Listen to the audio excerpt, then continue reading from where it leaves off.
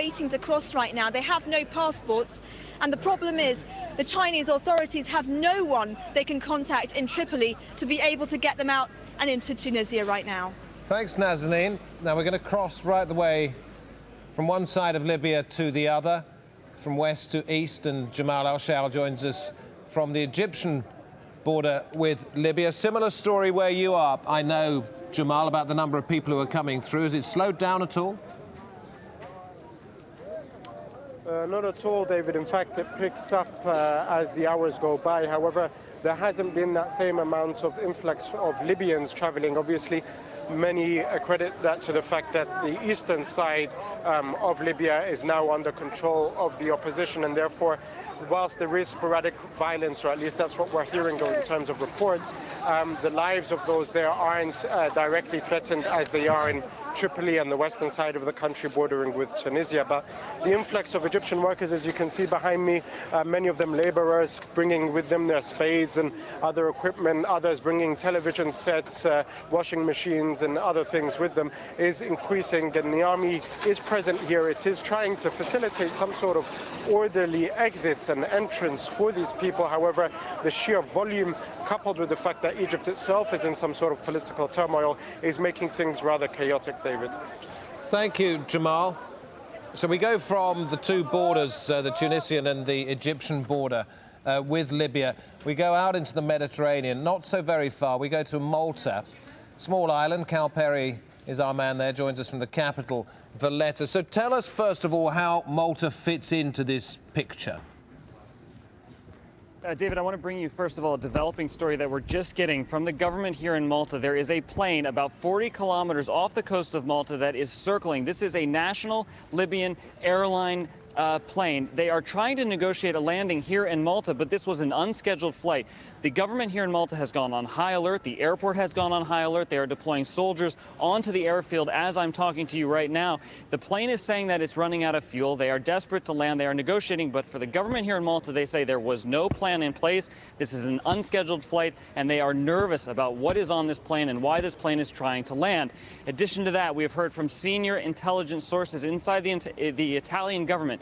They are talking to intelligence sources in Algeria. It gives you an idea of how the communications have really broken down between Libya and the Italians. These senior Italian officials telling us that the plane, this F-1 Mirage jet that ditched off the coast of Benghazi, this happened, they said, sometime today. They don't have a timeline on it. They don't know why the pilot ditched it. There's some concern that maybe he was trying to turn north, maybe he was trying to defect. In order to get here to Malta from Libya, you have to fly, David, underneath 500 feet. So the room for human error is very, very low. So two situations here, the F-1 Mirage plane, the same type of aircraft that landed here the day before yesterday, ditched off the coast of Benghazi. And again, we have a national Libyan airliner circling somewhere off the coast of Malta, running out of fuel. They're negotiating with the runway. Again, soldiers have been deployed. We're going to have to wait and see if this thing, how it shakes out. Yeah, just a quick thought on, you've talked about what's happening in the skies.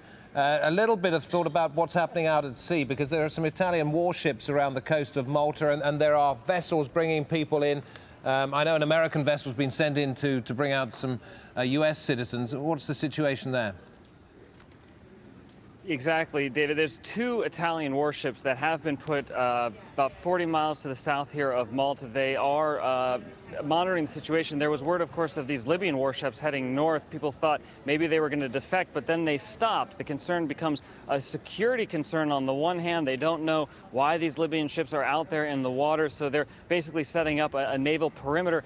The other concern is, of course, a humanitarian concern. The UNHCR is saying potentially 300,000 people could try to come north and flood here. Certainly, that's a situation the Italians want to get under control. Malta, for its part, this is basically becoming a movable aircraft ship, if you like. It's a giant runway. This is somewhere that people are trying to get in and out of. The airfield is becoming more and more a staging area for foreign nationals, their governments, their security officials to stage, go in, try to get people out. As you mentioned, the Americans took two boats in today. They told the citizens to be ready at 3 p.m. no later. They said they would steam off from Tripoli, coming here to Malta no later than 3 p.m., David.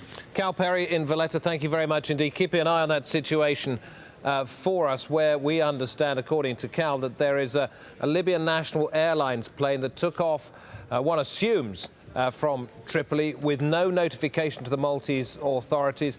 It's now circling in Maltese airspace, the pilot telling air traffic controllers there that he's running out of fuel. But of course, the concern is, and this is why they've mobilized so many soldiers to the tarmac in Valletta, the concern is that this could not only be perhaps carrying people wanting to escape Libya, but might also be carrying people who want to do damage on behalf of Colonel Gaddafi to those who have already escaped. That's just one of the key points so far. It's a very fast-moving story, and it was only about an hour ago, recapping some of the big developments, that a Libyan general told Al Jazeera that an Air Force pilot refused to bomb the city of Benghazi and ejected from his plane.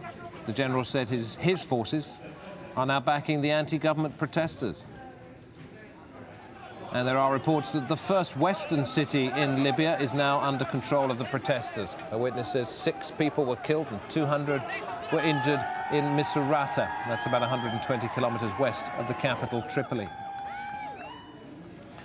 And reports of 1,000 fatalities in Libya are believable, according to Italy's foreign minister. We see him here with Colonel Gaddafi on a previous occasion. Frattini, that is the foreign minister, says he expects as many as 300,000 Libyan refugees to head to Italy. Let's try and distill some of this now with Ibrahim Shaki from the Brookings Doha Centre. It is a very fast-moving story, isn't it? But so would you like to sort of lay out the ones that you think are the most important developments for us? Extremely fast moving, David, no doubt. And the most striking development today that I have seen, which is what we have seen in the west, in the city of Misrata, because the city of Misrata has very significant implication here, because I think the regime has given up on the east, and now here is one city in the west that's fallen in the hands of the protesters, and the regime has no control over it. So this will set up the stage for further escalation and further control by the protesters of the western part of the country, and they are getting no doubt closer to the capital, to Tripoli, and things they are still moving in the direction that the protesters wanted.